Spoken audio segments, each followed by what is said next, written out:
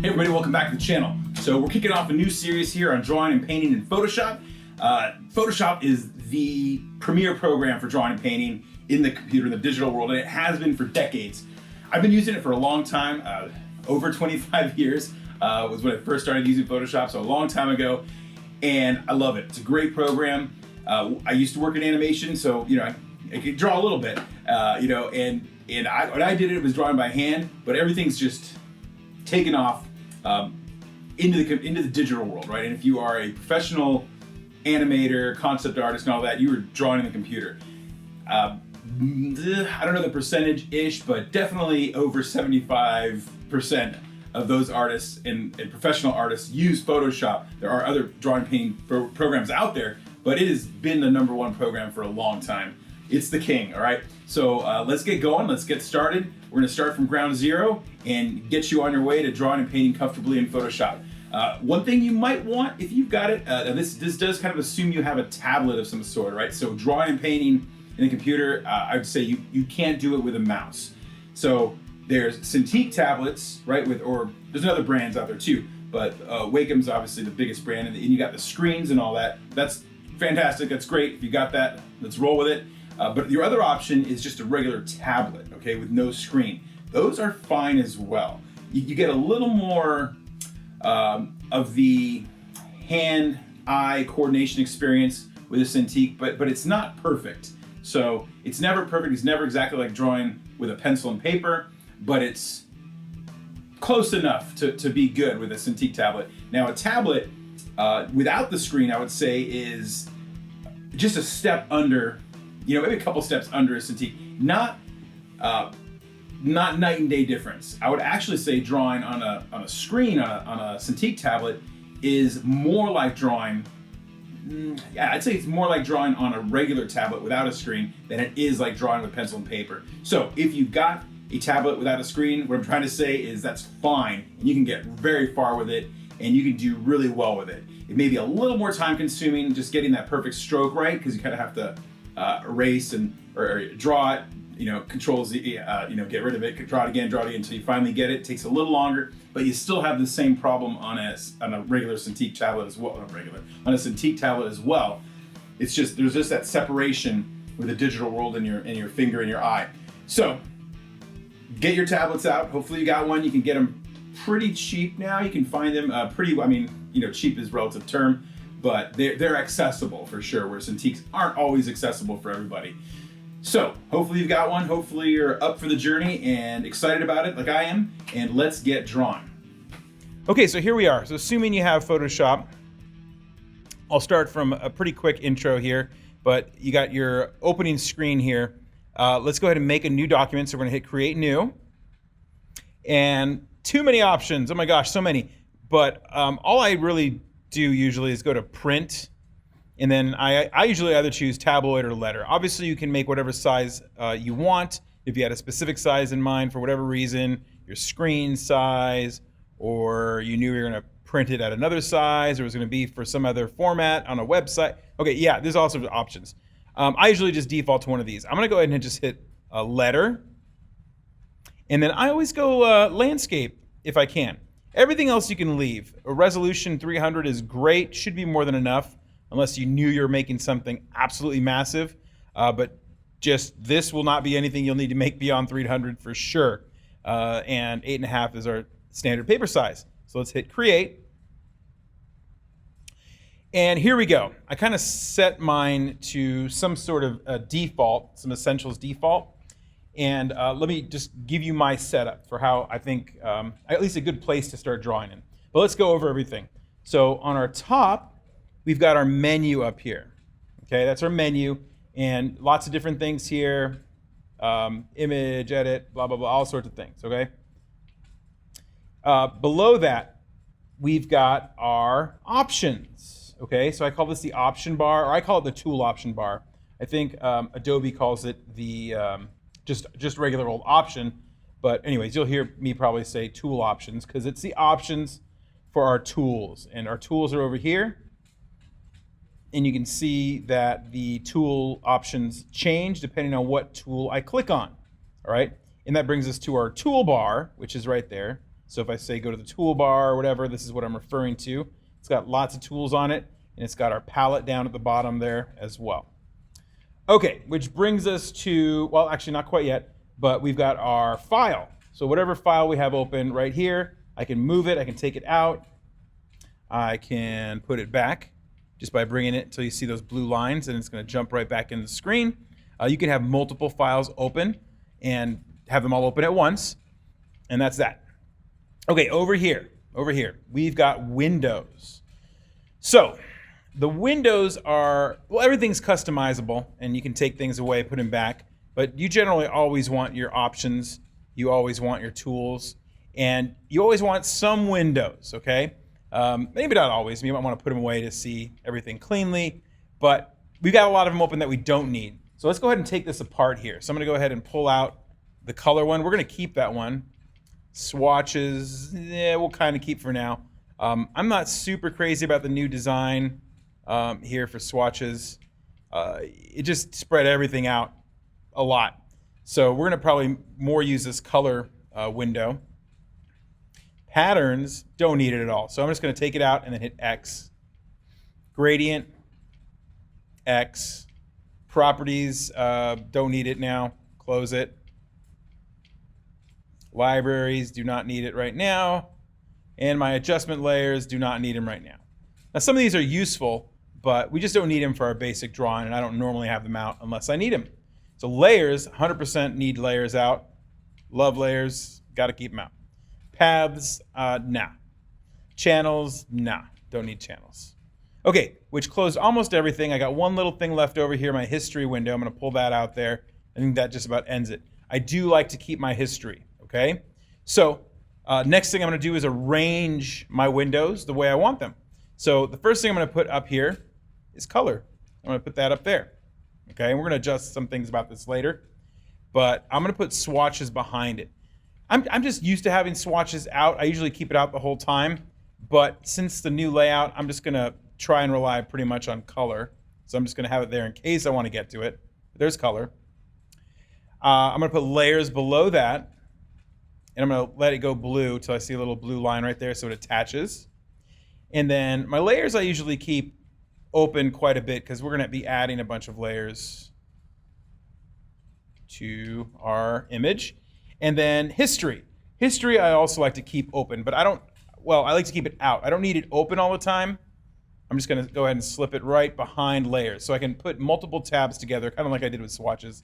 I don't think I really clarified what I did, but I'm going to bring this history window, bring the tab, and make it go blue right there, kind of like inside the layers, and it's just going to go behind it. So now I can click on either one real quickly, and if I need to get to history, I can get there. Okay, so here's my basic setup for drawing.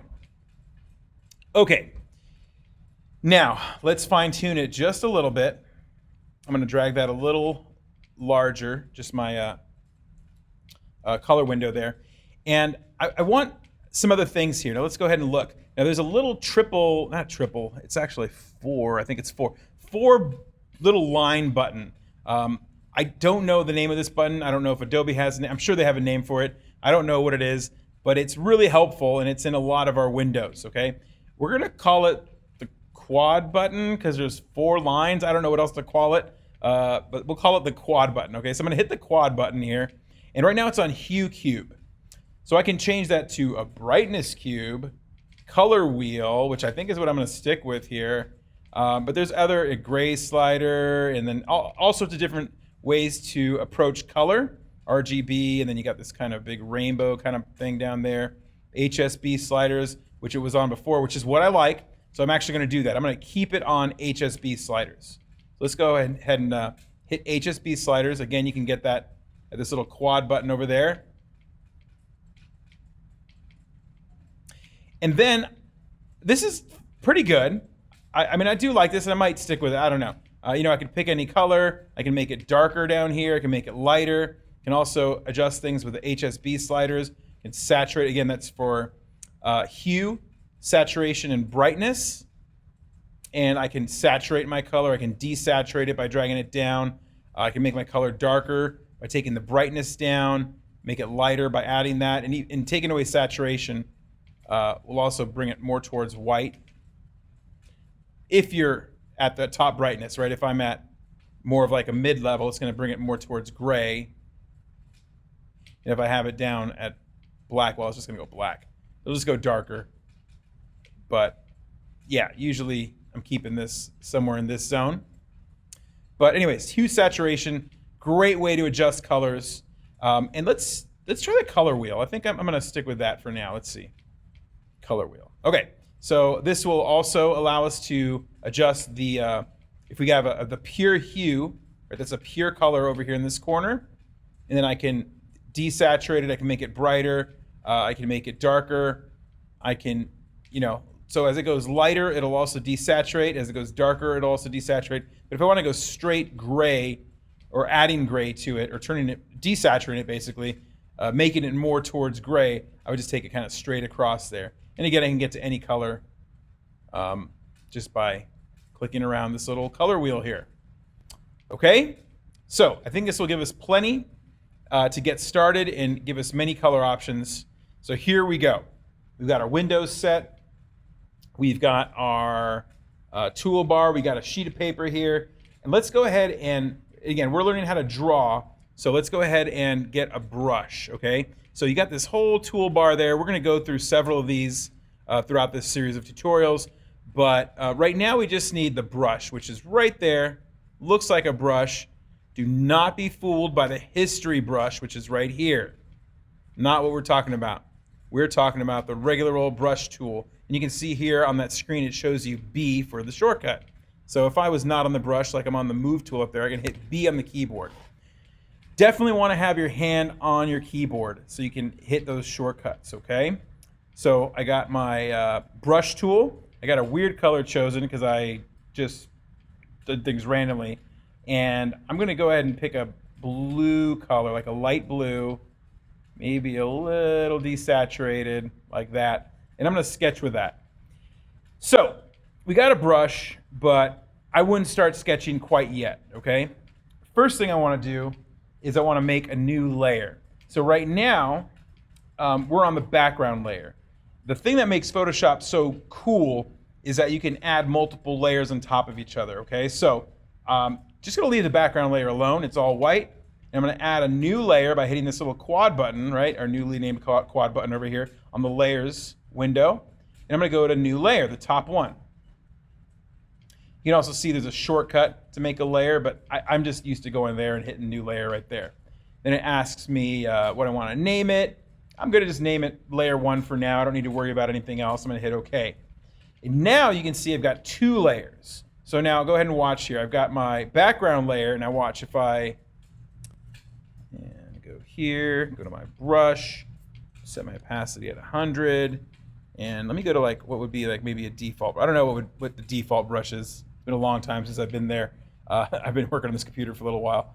So anyways, I got a brush, and I'm on the background layer. Let's go ahead and draw a little line. Okay, it's on the background layer. Now watch, I'm going to go ahead and click now on my layer 1. I'm going to turn it back on. I don't think I was clear. You can turn things on and off with this eyeball. So if I turn the background off, it's gone. But I'm going to go to layer 1 now, and I want to switch colors. So I can just pick a different color up here by clicking on this color wheel or moving the sliders. But I'm going to go ahead and use this right here, my palette, down in my tool. Let's look at this here. I can switch the colors by hitting this little curved arrow button. Okay, so if I hit that, it's going to switch now to red being my color that I'm going to be painting with. So I'm on layer 1 now, so make sure you go to layer 1, and I'm going to draw another little squiggly line here. Okay, this is just to demonstrate how the layers work, in case you don't know. So our background layer is the one that has white to it, as you can see. Layer 1 is a transparent layer, meaning that you can see layers underneath it. And they show transparency in the Adobe world by this checkerboard, okay? So that checkerboard isn't really a checkerboard, it's really transparent. And they're showing you there's nothing there, not even white. Okay, this one has white, And yeah, so that's why you see the white there. Okay, so that's kind of the way we're going to work. We're going to stack multiple layers on each other for sketching, for making our clean line, and then for painting and all that. And the layer is going to let us do some cool stuff with our drawings, okay? So that's our basic about layers. Now I'm going to leave those squiggles there. There's some other things I want to show you. The palette. So now I can click on, if I'm up in the color, okay, sorry, there's a palette down here, but there's also the palette up here. So let's see, I can click on the blue here, and it's going to take me to a color picker where I can change my colors there. So just to kind of show you what that does. I can change the color and cancel it. Now if I do the same thing up here, it's going to do something different. It is going to switch colors, but it's going to put this little faint box around whatever color I picked. Now the thing is, if I pick that back palette, okay, I'm still painting red. But when I adjust my color, it's adjusting the back palette. Still painting red. I can totally switch to this dark green. It's switched back there. My front color is red.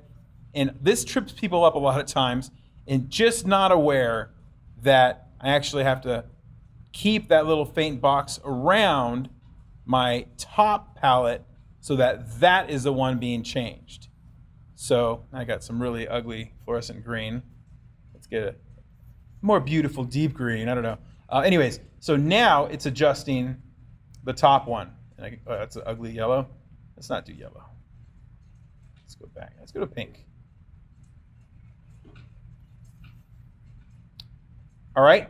So make sure you're aware if something goes wrong and you're not sure why you can't adjust your color that's on the top. It might be because you have the wrong box selected.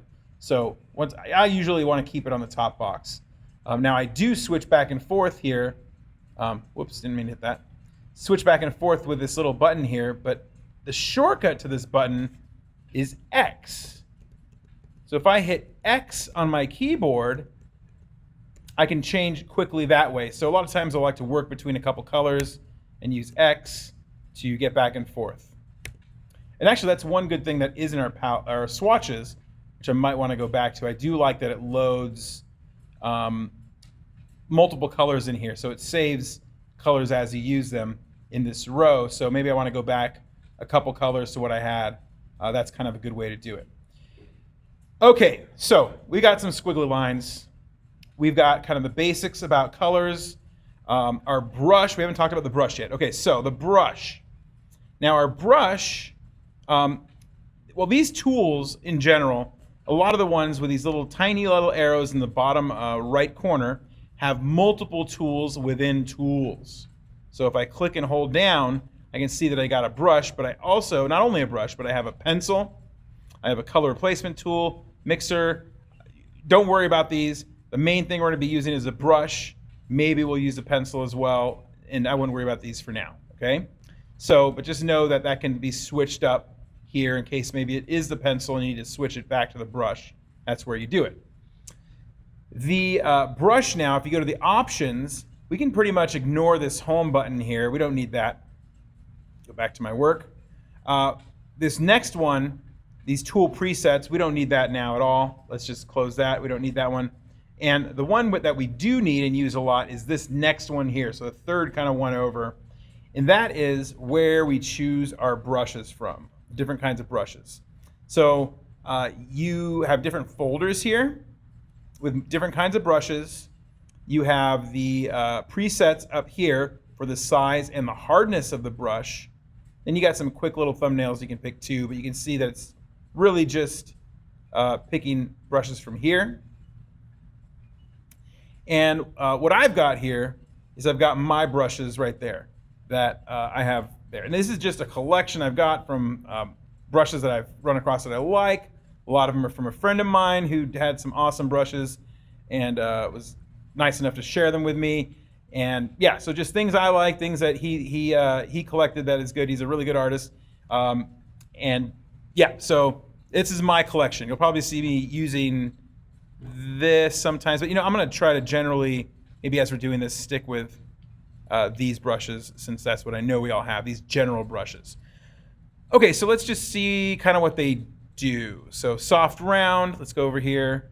Okay, now I'm gonna make my brush bigger, so here's the next thing you need to know is the brackets on the keyboard.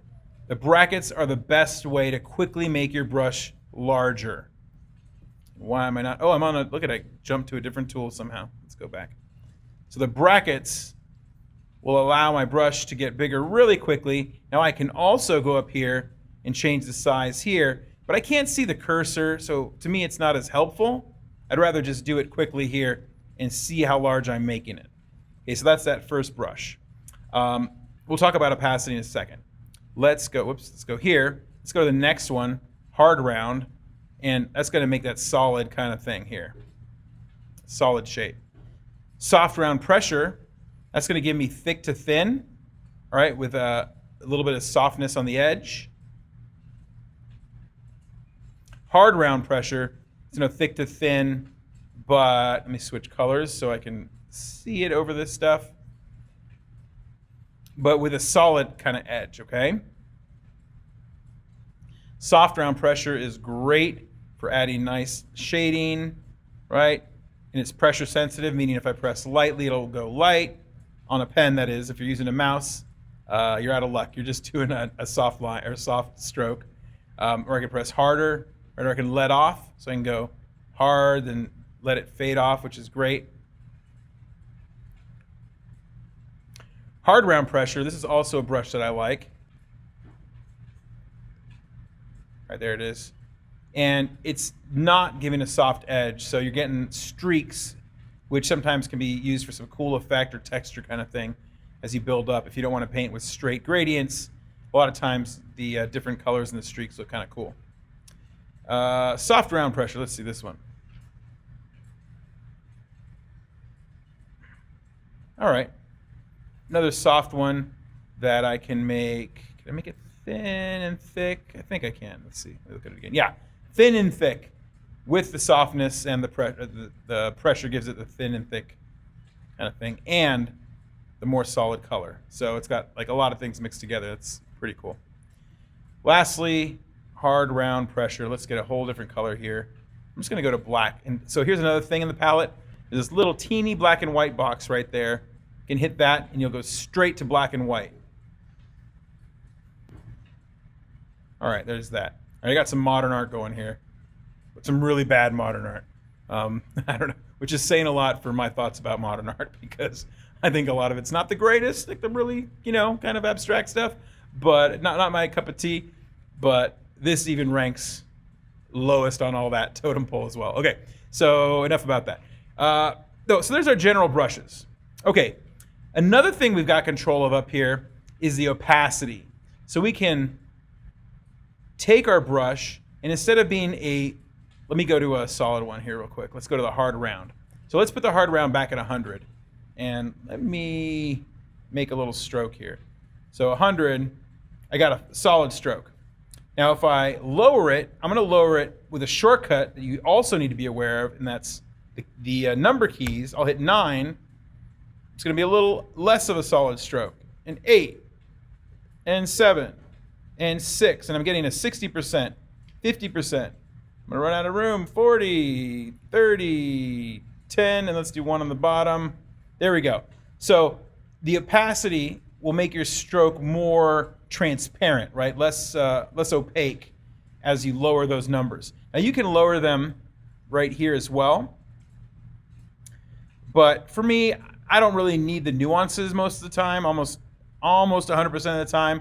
The 10s, 20s, 30s, those 10% increments are more than enough most of the time. Usually I'm working in bigger steps, like 50, 30. I guess those are what I typically use, 50 and 30. Very rarely do I paint higher than 50. It'd have to be for maybe I'm trying to cover up something. But 50 is usually the highest I'll normally be using. So that is opacity. Everything else here, for the most part, we can just ignore for now. We don't generally need them. That's pretty much all the basic tools we need to get drawing. You need to know how the brush works. need to know how your layers work, how to switch brushes and all that. Okay, I guess if we need another thing too. We need two other things. Next, we need our eraser, which is pretty easy because the eraser just acts like a brush. So I can change the kind of eraser, the opacity and the size in all the same ways I can as my brush. And I can erase softly, or I can do a hard erase as well. I can do a full 100% opacity erase and press hard, and I can get my page all the way back to white and all that. Okay, so that's the eraser. Pretty easy.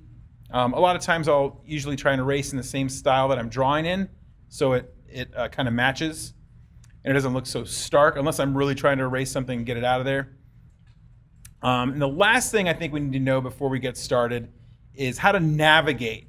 Okay, navigating in Photoshop, there's a couple tools in particular that we use. The zoom tool, which is right here, and the hand tool, which not this rotate one, but this hand one there. Now, I use these tools all the time, but I never, ever click on them over here in the toolbar because the shortcuts are way faster. And this goes back to what I said about needing your hands on the keyboard. You need your hands on the keyboard to press Command plus, Command minus, and I put my thumb on Command, and then I use another my fingers up on plus and minus. And remember, there's a command on both sides, and that's going to get us Command plus, Command minus, and that's going to get me closer, right, into my drawing. If I want to get some detail, I can zoom out. But let's go ahead and zoom in a bit. Okay, Command plus, Command plus. And the reason I do that is I don't want to go over here, go to the zoom tool, zoom in, and I have to go back and go to the drawing tool. And maybe, I got to zoom out again because I went too close, and go back. And then now I got to switch it to, instead of the plus, I got to hold down Option, and I got to zoom out. Like, that's just too much. It's way easier to hit Command plus and Command minus to navigate around. The other thing, instead of hitting the hand tool, which we go to all the time to move around our image, I'm not even going to keep it open right now. I'm just going to hold the space bar down. Actually, let me go back to the brush. Okay, there we go. Space bar, and that's going to let me move around and navigate as long as I'm holding it down. I can let go, and I'm back to my brush. So really quickly, I can kind of zoom in. I can move to where I want to go. I can do a little drawing here. I can zoom out. I can move around, and I can navigate real quickly as long as I'm using both hands on the keyboard. Okay? So make sure you get used to those navigation tools. Command plus, Command minus, space bar, which I can't do because I'm already zoomed out. There we go. Space bar. I guess the other one we talked about today was the brackets to make your brush bigger or smaller, right? And the brackets are right next to the P on your keyboard. And the left bracket, if I didn't define that, the left bracket makes it smaller, right bracket makes it larger. And then beyond that, we got B for brush, E for erase, and I think that's our main tools that we need so far, all right? So those are the basics. Hopefully you made a nice little scribbly mess like I did, and we'll get to drawing on the next video. All right? See you guys next time.